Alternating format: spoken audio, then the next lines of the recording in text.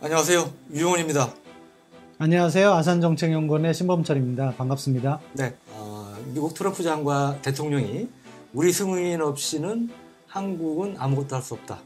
이 승인이라는 그 외교상 결례라는 지적을 받을 수 있는 승인이라는 표현을 써가지고까지 그 대북 제재 문제에 대해서 우리한테 이제 제동을 거는 이런 짓을 취했고, 또 폼페이오 미 국무장관은 우리 강경화 외교부 장관한테 전화를 걸어서 남북 군사 합의 문제에 대해서 등에 대해서 강력히 항의했다는 이러한 보도가 있었고, 또 상당 부분 사실이 이미 강경화 장관에 의해서 확인이 됐습니다. 이렇게 급박하게 돌아가고 있는 이 한반도 이 안보 상황 관련해서 오늘은 신범철 아산정책연구원 안보통일 센터장님을 모셨습니다. 네, 우선 제가 좀 전에 말씀드렸지만 트럼프 대통령이 우리 그 강경화 장관의 그 발언이 나온 다음에 그 대북 제재 문제 관련해서 우리가 승인하지 않으면 한국 아무것도 할 수 없다 이런 얘기를 했는데, 저는 미국 대통령이 우리 외교부 장관의 발언에 대해서 그렇게 직설적으로 강도 높은 표현을 한 적은 못 들어본 것 같은데 처음 아닙니까? 예, 없습니다. 그런 적이 한 번도 없었을 겁니다. 네. 그만큼 미국이 이 문제를 심각하게 생각하고 있다. 네. 이렇게 볼 수 있는데요. 먼저 트럼프 대통령의 반응 자체를 본다면은 사실은 동맹국에 대해서 해서는 안 되는 표현을 썼죠. 승인이란 표현은 일단 쉽게 설명하면 갑을 관계가 있을 때 어느 쪽 갑에서 그런 승인을 해주면 의리할 수 있는 그런 취지의 이야기이기 때문에 좀 부적절한 외교적 표현이었습니다. 그 주권 침해 논란도 예, 그렇죠. 그 부분도 있는데 지금 북한 비핵화는 별다른 진전이 없는 상황인데 한국 국회에서 외교부 장관이 오이사 조치 해제를 관련 부처와 검토 중이다. 이런 말을 하니까 미국으로서는 한국이 미국이 제재 네트워크를 강화하고 있는데 거기에 어긋나는 행보를 하고 있다. 이래선 안 되겠구나 하는 그런 의도에서 아마 강한 표현을 한 것 같습니다. 그러니까 중국, 러시아 때문에도 골치 아픈데 이거 한국마저 떨어져 나가면 대북 제재 전선이 상당히 타격을 받을 걸로 우려한 측면이 있단 말씀이에요. 한국은 미국의 동맹국인데 이 동맹국이 남북관계 개선한다고 미국의 대북 정책의 큰 틀을 훼손할 수 있는 우려가 이렇게 제기되니까 그 부분에 있어서 경고를 한 거라고 봅니다. 그리고 이번에 저는 하여튼 좀 흥미로운 게 그 폼페이오 장관이 강경화 장관한테 전화를 걸어서 남북 군사 합의 등에 대해서 그 항의를 했다는 부분이 있지 않습니까? 그게 이제 최초 알려진 게 일본 언론인데, 일본 언론에서 이제 경로라는 표현을 썼어요. 경로했다. 근데 이제 그때 마침 그 다음날 그 국회 그 외교위가 열렸는데 통회의죠. 통회에서 강경화 장관이 부인한 게 아니고 어느 정도 시인을 했단 말이죠. 미측에 강도 높은 항의가 있었던 것 같아요. 그런데 이제 이것 역시 두 가지 측면이 있는 거예요. 일단 강경화 장관님은 외교 장관으로서 국회 답변에 있어서 노련하지 못한 모습을 보였어요. 왜냐하면은 그 질문에 대해서 순수하게 답을 했다는 측면도 있지만 외교는 항상 상대가 있는 거거든요. 아마 제일 놀란 사람들은 미국 국무부였을 것 같아요. 저는 외교부 공무원들도 놀랐을 것 같은데요. 외교부 공무원들도 놀랐겠죠. 우리 장관이 왜 저러시지? 예, 깜짝 놀랐을 거예요. 아마 가장 중요한 것은 그러한 불협화음이 나오지 않도록 관리하는 게 중요해요. 근데 이 문제의 원인을 누가 제공했냐? 이번에는 좀 안타깝지만 강경화 장관이 제공을 한 거예요. 그런 발언을 하지 않았어야 되는데 그 부분에 있어서 미국의 반응이 있는데 우리가 거기에 또 맞대응을 한다? 그럼 이제 한미 간의 외교전으로 접어들기 때문에 우리가 국회 차원에서는 엄중한 항의 발언을 하고 정부 차원에서는 이 부분을 더 확장시키지 않고 이렇게 다시 이렇게 묻어두면서 조율을 해서 앞으로는 어떻게 한미 간에 철저하게 조율된 발언이 나와야 된다. 그것이 효율적인 해법이라고 생각합니다.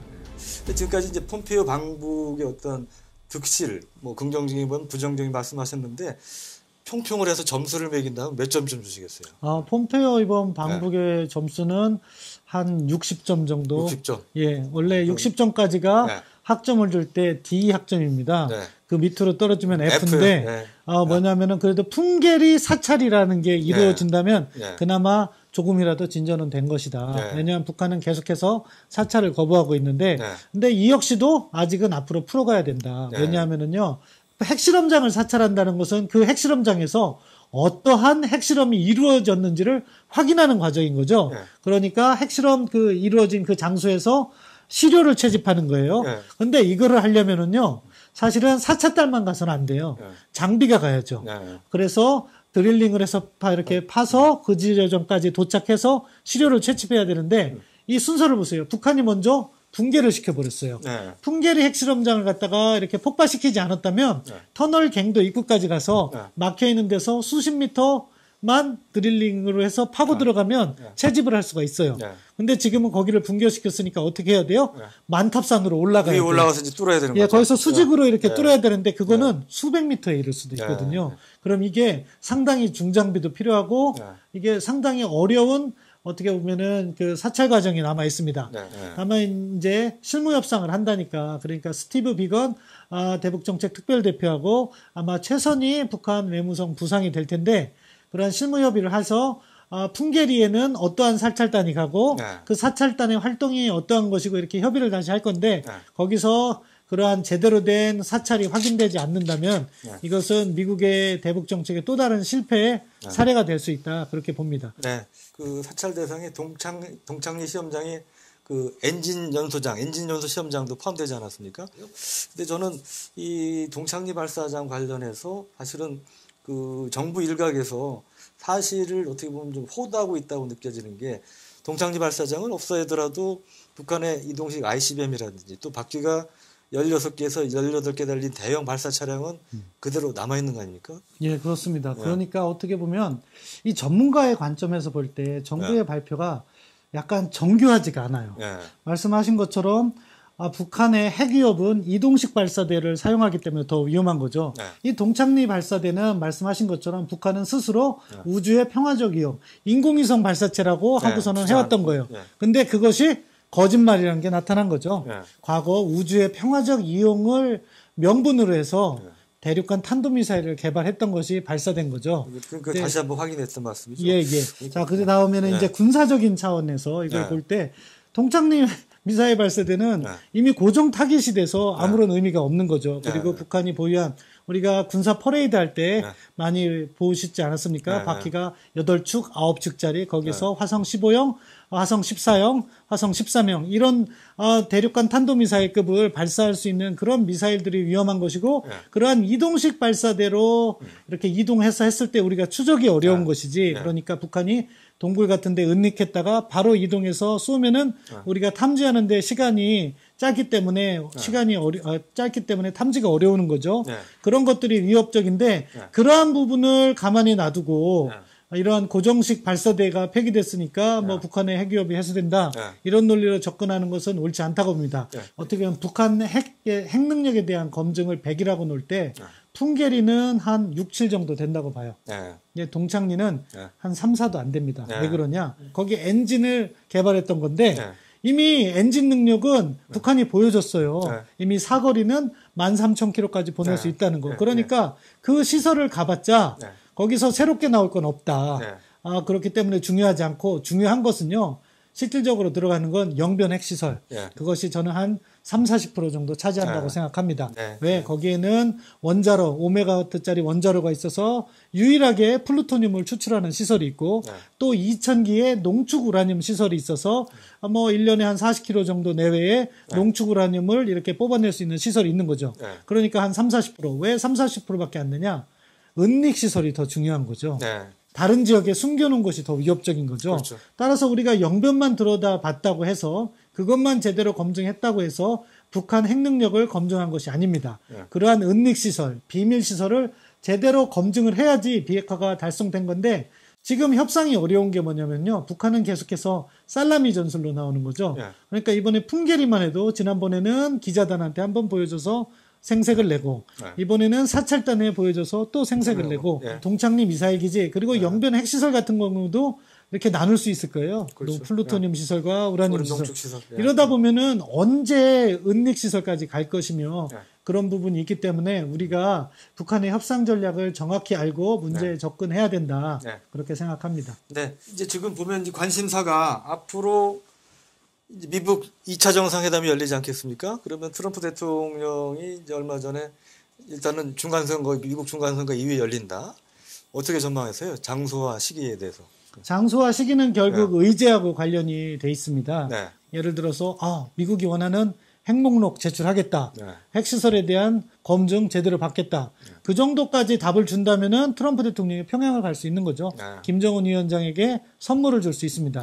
그렇지만 지금 미국과 북한 간의 논의 사항을 보면 북한이 절대 그러한 양보를 하지 않는 것 같습니다. 그렇다 보면은 제3국일 가능성이 높다. 그런데 지금 우리가 생각했던 것보다 북미, 미북 정상회담은 약간 지연될 가능성이 있다고 봅니다. 왜냐?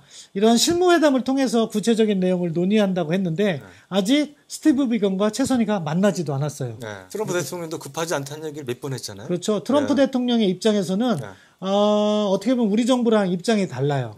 우리 정부는 우리 정부의 대화 제의 그리고 신뢰 구축 조치 이런 것들이 북한을 변화시켜서 대화를 이끌었다. 이렇게 이야기하고 있지만 미국은 공개적으로 이야기합니다. 북한에 대한 촘촘한 대북 제재가 북한을 꼼짝달싹 못하게 해서 대화로 나오게 했다.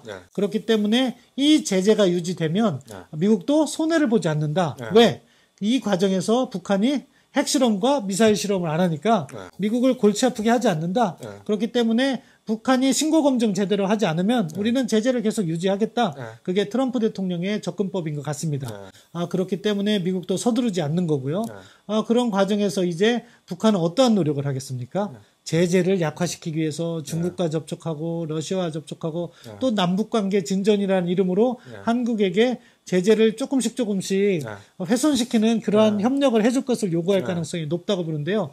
이번에 미국의 강한 경고는 그러한 것에 동조하지 말라는 의미라고 봅니다.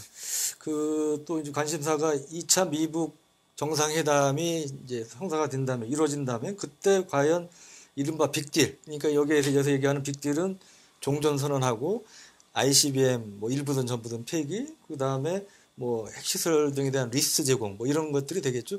이런 빅딜이 과연 가능할까요? 뭐 가능했으면 좋겠어요. 정말로. 그럴 경우에는 비핵화의 속도가 빨라지는 것을 의미하기 때문에. 근데 지금까지 벌써 4.27 판문점 정상회담이니까 그것 기준으로 벌써 반년이 지나갔습니다. 거의. 우리 정부가 1월 달부터 평창 프로세스를 가동했으니까 그거로 따지면 10달 가까이 지나간 거죠. 그런데 지금까지 이루어진 비핵화 조치라는 것은 풍계리 핵실험장 폐기밖에 되지 않았잖아요. 그런 걸 보면 그러한 빅딜은 쉽지 않을 것이다. 그렇게 생각합니다. 그래서 일부에서는 스몰딜 이야기가 나오더라고요. 조금씩 주고받는 거. 뭐 사실 그렇게 되면 그게 일종의 북한의 살라미에 응한 것일 수밖에 없는데 좋다. 그렇게 가더라도 대신에 무엇을 검증을 철저히 하고 간다면은 그 과정에서 우리가 한미 공조만 튼튼히 한다면은 이 시간이 길어진다고 하더라도 결국 비핵화로 이끌어 나가는 거니까 스몰 딜로 간다면 검증을 더더욱 철저히 해라. 이 말씀을 드리고 싶습니다. 앞으로 올해 말까지 지금 한 3달도 안 남았죠. 근데 우리 그 한반도 안보에 있어서 중요한 이 변수들, 그 다음에 이슈들이 실행되거나 또는 제기될 수 있는 그러한 중요한 전환점, 격변기를 맞는 이러한 시기가 될 것 같고, 그런 점에서 저희 미국담도 계속 눈을 부릅뜨고 지켜보겠습니다. 오늘 장시간 좋은 말씀 주신 신 박사님 감사합니다. 감사합니다. 네, 이상 방송을 마치겠습니다. 고맙습니다.